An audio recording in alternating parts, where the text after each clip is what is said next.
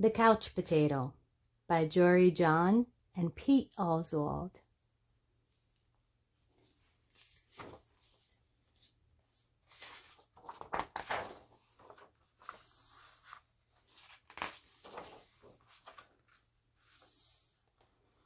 I am a potato, not a small potato like my brother, not a sweet potato like my mother, not a mashed potato like my Uncle Stu. I am a couch potato.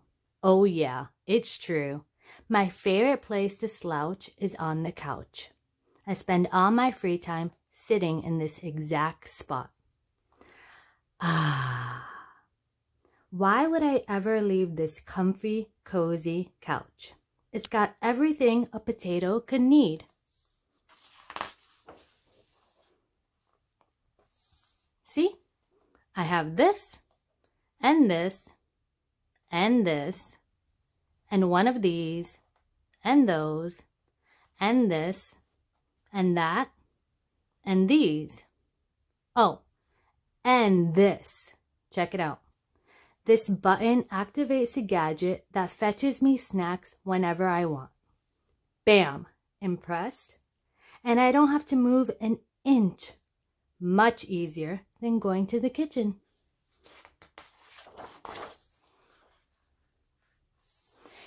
If the most important thing in life is to be comfortable at all times, then I think I've got it all figured out. But wait, there's more.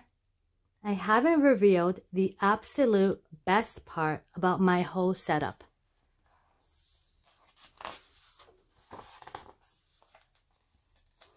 It's everything you see in front of me. Have a look around.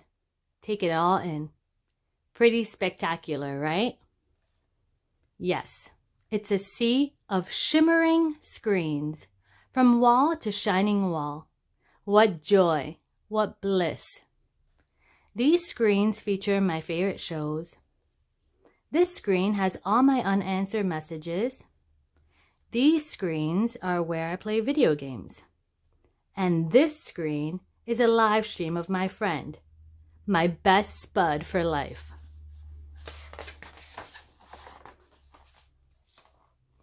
This is how my pals and I spend quality time together. It's much easier than trying to meet up somewhere, like folks did in the old days, that's for sure. Yes, from this very couch, I can control everything in my life all the time with just a few taps and a couple clicks. Not bad, eh? Yes, sirree. This is the life. At least that's what I thought until the other day.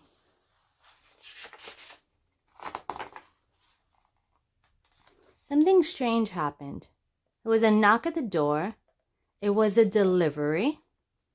It was my newest device, a video camera that would allow me to watch myself react while I was watching all my favorite shows.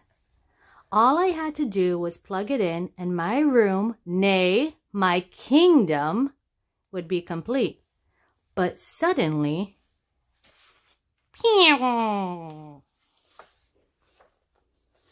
everything went dark. Look out! Coming through! Whoops! Oof! Ow! Whoomp! I made it to the window. I pulled back the curtains. The sun seemed brighter than I remembered. There was nothing better to do, so I decided to take my dog, Tater, for a walk. Outside. It had been a while. Everything was so vivid, like a high-resolution 156-inch curved screen, but even more realistic. Something smelled fresh. After a few moments, I realized that it was the air. I heard a noise, some chirps, a ringtone perhaps? But no, I looked up to see some birds. I wandered down the street from block to block and across the neighborhood. Eventually, I found a park with a hill. There was a massive tree on top. It looked like a desktop background, only it was real. I leaned against the tree. It wasn't as comfortable as my couch, not even close. But after a while, it wasn't so bad.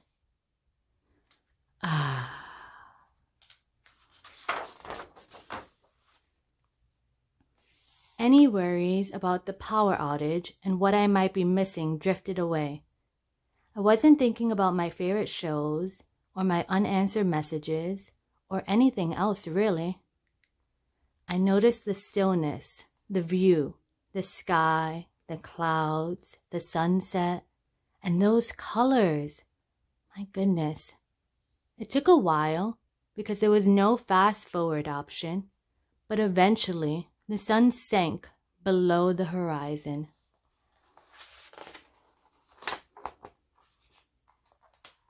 By the time I got home, the power was back on. I sat on the couch. I hit the button to brush my teeth. I pulled the lever to change into my pajamas. I turned the knob to watch a bedtime story. Then I noticed my reflection in one of the screens. I wondered how much of my life had been spent in that very spot. It was then and there that I made the decision to peel myself off the couch a bit more often, maybe every day even. And so that's what I've done. I've started hanging out with my friends, my best buddies, outside. We've been biking and hiking and swimming and hiding and seeking.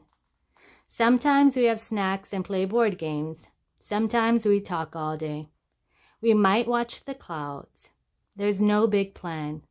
We just see what happens.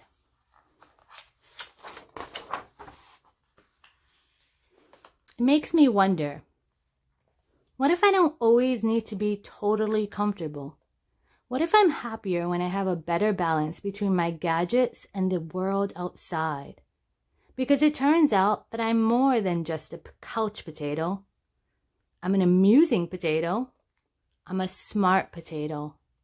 I'm a kind potato. I'm an entertaining potato. And I'm a sit on a hill and watch the sunset potato. Yes, there's a great big world out there. And I want to be part of it. In person. But don't get me wrong.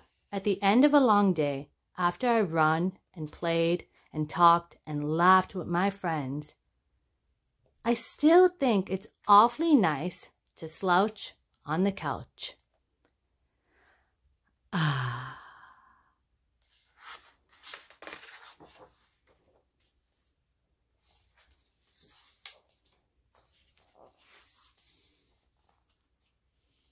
The end.